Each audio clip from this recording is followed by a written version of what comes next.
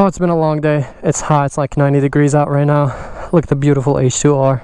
I'm wearing a hoodie because I woke up at like sunrise and I came here to tune the H2R now that it's done. Oh man, this is gonna be the first ride. Let me play some jams because I have like another 80 to 100 miles back. If you guys missed the last two videos, I talked about like doing long rides with this bike because I don't think anybody has done like a long trip with an H2R before. Whew. Now we're facing a little issue of traffic, so hopefully it's not going to be too bad on the way back. I think it's like a 2-hour ride back home. As you guys know, this bike doesn't have fans, so yeah, since this bike doesn't have fans, it doesn't really like traffic. Oh man, my earplug on the left side isn't in properly all the way. So yeah, that's why I'm a little concerned about traffic, but hopefully it should be alright if we're filtering. But also this bike is pretty wide, so that's gonna be a little sketchy too. The mission is just to make it back in one piece on this beast that has been tuned now. If you guys haven't checked out the dyno videos and the previous videos, make sure you subscribe and go check out these other videos. For this video, it's pretty much gonna be a review of this new tune. You guys heard it. If you did watch the last video, you guys heard Troy and all say that the bike should be a little bit smoother now. The graph was already good and impressive from Kawasaki, but the bike was running pretty much drowning in fuel is what they were saying. So you know, that's why we gained about 30 more wheel horsepower from just adjusting the fueling on this bike. They didn't adjust timing or anything else. Just by adjusting the fueling, it gained a whole lot of horsepower, and they said it should feel also smoother within that like 5,000 RPM range, but especially above the 12,000 RPM, that's where it really shines, and it gains that 25 to 30 wheel horsepower. So you know, I don't know how much of that I can test right now with, you know, traffic conditions and everything. I'm also really hoping that I can make it back without having to get gas, because stopping to get gas is going to cause this bike to run even hotter. See, these lights are already no good for this. We're still in the 170s. These bikes do run cool, but still.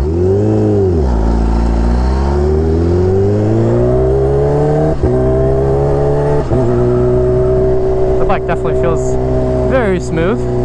On the way here when I did the long ride, I definitely felt my wrist was the most in pain from doing a long ride on an H2R.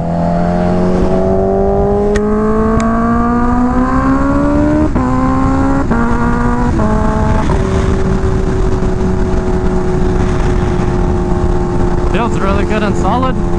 Oh man, I didn't even start the maps on my phone, so I gotta memorize the whole way back. Hopefully I don't get lost, or this is gonna be like a mess. Oh yeah, I definitely feel a slight difference. Like in 6th gear, the bike went before, but now it's a little more punchy for sure. And that's on the low RPM. As you guys saw from the graphs, if you did watch the last video, there wasn't that much of a difference in the like low RPMs. As you guys know, this is the H2R, so this is a full track race bike. So Kawasaki didn't hold back with it, but you know, there's always extra benefits of tuning these bikes, especially like I changed the air filter on this to increase the airflow a little bit. So you know, tuning it and getting the air to fuel ratio as perfect as possible is what we need to do. I'm literally kind of like taking educated guesses as I'm going here. I think I came from there because I really like that turn, so we should be on the right side at least.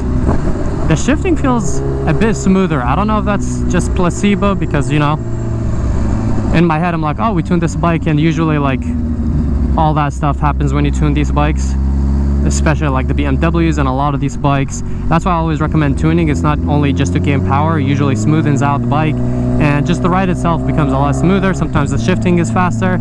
We didn't mess with pretty much anything. As Troy said, all we did was adjust the fueling, because you know, the air fuel ratio on it wasn't the best, and it was just too much fuel from the stock map, which they also explained it. They did that because they wanted to be safe. Let's say like if you're pinned at 200 plus miles an hour for a very, very long time, Kawasaki wanted to play it safe and, you know, have the engine kind of like healthy. But of course, that way like you lose horsepower. So we increased it good enough that like, hey, like, okay, if you're at 200 miles an hour for miles, that it might harm the engine, but you know, we increase it in a safe way where nothing's gonna happen to the bike pretty much, and it can still do these crazy numbers. I would say though, as I said in that video, I talked about it more in the video, but I was definitely disappointed in the numbers, especially in the start with the H2R, because this bike is rated at exactly 326, or let's just say 330 horsepower. Crank, of course, so I assume to the wheel it would be like around the 280 mark, worst case in the like 270, 260s, but it did pretty much like 250 stock. The bike did 247 exactly and some change, so like let's just say 250 stock, which my regular H2 with a full exhaust system and the Sprint aggressive like race filter did 252, so about the same as this bike. And I'm like, how does that make sense? Which we talked about with like Troy and Brent a little bit in the other video. So if you want to know the details, like, you know, take a look at that video, because that goes more into the detail of tuning and all. But I'm explaining why I was kind of disappointed in the start, because, you know, the H2R is like double the price of the H2. The H2 is like a $30,000 bike. This is a $60,000 bike. That's of course, like, I'm talking just based on MSRP, no taxes or anything else. Based on MSRP, this is like double the price of the H2 pretty much. So, you know, I was like, yeah, most of it's in the engine. The H2R has like that different air box, since the air intake is in the front and it's massive, not a little one on the side like the H2s. But also this has H2R cams and different supercharger gears. So there's a lot of factors that like are upgraded. That's why I was like, how does my H2, which pretty much is doesn't have H2R cams, does not have supercharger gears, it's pretty much like stock, all it has is an exhaust and an air filter and a tune, make as much as this, because this technically has an exhaust already has a much better air filter. I can't talk. It has the cams and it has the upgraded supercharger gears. So, you know, this should be like at like, you know, 330 horsepower, or at least on the dyno it should be close to that 300 range, or maybe a little bit under, depending on the dyno, the temperature and all that. Today's a very hot day. It was, while we're running it was like mid 80s, up like close to a 90-degree weather. That's not really the best, you know. You want your bike to be running cool. Like, see on the dyno, it was barely running in the 160 as it is right now. Even though it's hot, still the fresh air is different than the air from the inside the dyno. And since it was a hot day, of course that could matter up to upwards of like 10 plus wheel horsepower, because with these crazy, you know, supercharged higher power bikes, it could matter more. A lot of other factors here and there. They have another H2 right now that they're working on, and that bike did 230 to the wheel right now. So let's say if that bike stays at 230 and it doesn't go higher, I saw the cop all the way ahead, so I'm like, what's going on there? But yeah, if that bike, if the H2 that they're working on right now, and the same like day slash dyno and temperature and all, still does that 230, then that would make sense, at least a little bit better, because it's making 20 more to the wheel, because it's like the same day and all. But if that bike gets up to close to the 250 mark again, then I'm gonna be like, okay, something is like weird and off about like the H2R, like the numbers just don't add up. Because supposedly this bike, you know, as I said, there's a lot of cops everywhere. Let's hope for the best today. I might get pulled over. There's a lot of factors and stuff like that. So let's see if that other H2 does. I'll probably put it here in the video somewhere for you guys, like what that other H2 make. Brent and Troy are gonna update me. I had to like leave earlier so I don't catch as much traffic, since as I said, this bike doesn't have fans.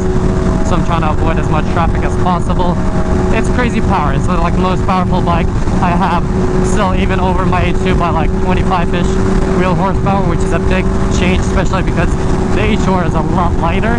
And I was thinking about it a little bit, like, yeah, they say that the H2R makes crazy power, but same thing with the B4 and the Superleggera, the HP4 Race, and all these bikes, these kind of crazy specialty bikes, they're not always about like, oh, who makes the most horsepower. A lot of it comes down to the weight. By cutting down a lot of weight, you know, you are a lot faster. It's almost like adding horsepower, and it makes the bike feel better most of the time. So that's where I guess the H2R shines too, is that like the H2 is at 525 horsepower, let's say after like, you know, some carbon work and removing that big massive stock exhaust, and you install, you know, a nice aftermarket exhaust like my Brox or Van Diemen, then you're looking at, you know, probably around that 500 pound range. This one bone stock is 475, so it's already 50 pounds lighter than a bone stock H2 and 25 pounds lighter than a modified H2. Another cup. But also, this bike is still modified. You know, we added carbon, we saved weight with a lot of stuff, titanium bolts, lithium battery. So this one, I'm guessing around like the 460, probably even lower, but let's just go with 460. So 460, this bike is still about 45, I want to say, pounds. There's a helicopter right there too, for whatever reason. Maybe that's why there's a lot of cops. If that's the case, then that's good. At least that means they're not just out and about trying to pull over people. Because yeah, that helicopter is kind of like hovering and now everyone is stopped, which is not good for my bike. That helicopter is like going low and it has like a rope and everything. Yeah, what is this helicopter doing? I don't want to get too distracted in this traffic, but oh, people are people just slowing down to watch? I think that's what's going on. Okay, let's go into higher gear so the bike doesn't heat up as much because it's already going up. I don't know, do the math, power to weight ratio. This one, let's just say it's like 275. Thank you guys very much. Thank you all. 275 wheel horsepower, and it weighs in at 460-ish.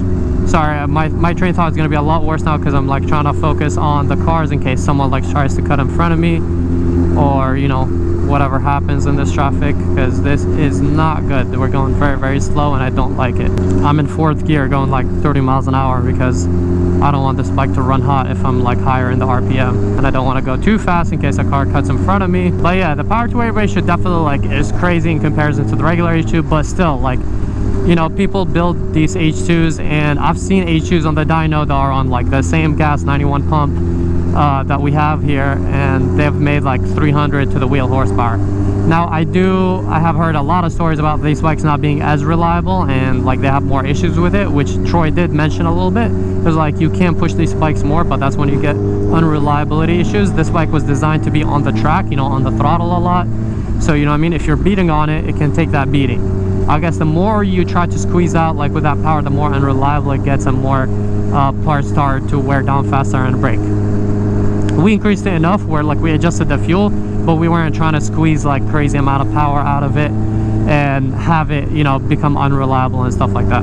So this is probably going to be the first and only time I take it this far, and I only did that because of the dyno, because you guys really want to know the dyno. Brent is visiting so he can tune these H2s and H2Rs, so that's why it was an opportunity to get content for you guys with the H2R, especially on the dyno, because I feel like nobody has numbers on the dyno of the H2 bone stock, and now we confirmed that it's around that like 450. Imagine bone stock, it's making 450 to the wheel.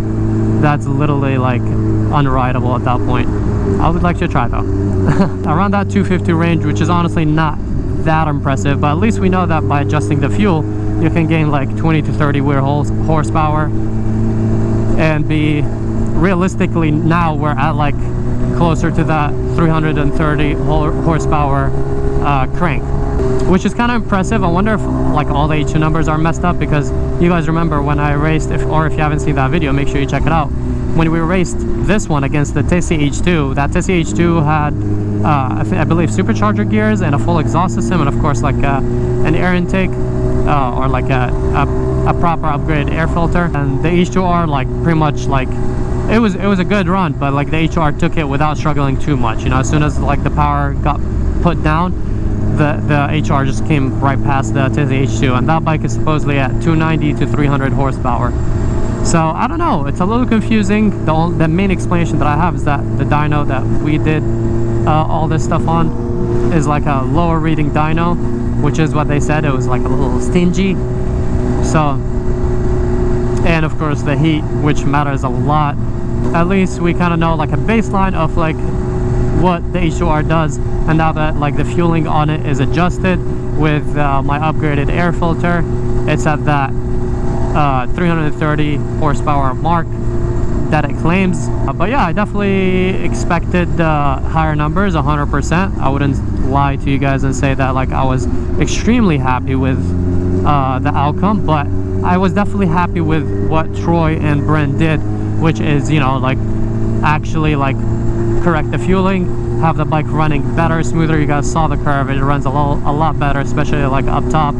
hopefully it's going to be safe. We're going to be doing testing later down the line, because we still did a decent amount of testing before tuning it, and the bike ran amazing. But now with the changes, I'm very curious to see the difference. This is not looking good with all of this traffic. So yeah, this is, I guess I'm gonna call this video the first ride on the tuned H2R. I want to say that I do feel like a little bit, like a little slightly more punchy, because the graph did show that like we did gain a little bit of more horsepower down low. Then it's kind of like even after like that 6,000 RPM, and then it gains a lot more when it gets close to that 12 horsepower, 12 RPM. That's when it gains like crazy amount of horsepower, and you see the massive gains. So yeah, definitely gonna be excited to test out the horsepower and stuff like that later down the line. I also like got different tires, because this bike actually came with a 190 tire, but I changed it to a 200 because I'm used to riding with a bigger 200 tire. But of course, going with a bigger tire, that adds rotational mass, which increases the weight of the bike, and when the weight gets increased of the bike, then you lose some top speed and all. So yeah, I'm gonna go to a smaller, oh my god, here we go, slowing down again. Go back to the 190 tire, not the OEM slick, but we're doing a street tire that actually comes usually stock on the regular H2s. And also I got one other trick that I'm gonna be doing to this bike, and then it should be good power wise at least. And then some other titanium and other mods down the line, and then we should be all good. Alright, my mouth is very dry from talking in this heat to you guys this whole time. I have no idea how far I am, but I know I'm very, very far, because none of this looks familiar to me. It's opening up a little bit, but if it opens up a good amount, I'll start filming again, and I'll do like a little bit better of a test for you guys. It doesn't look like it. I think it's going to be traffic the whole way. Also a little bit more when we get closer to the end line.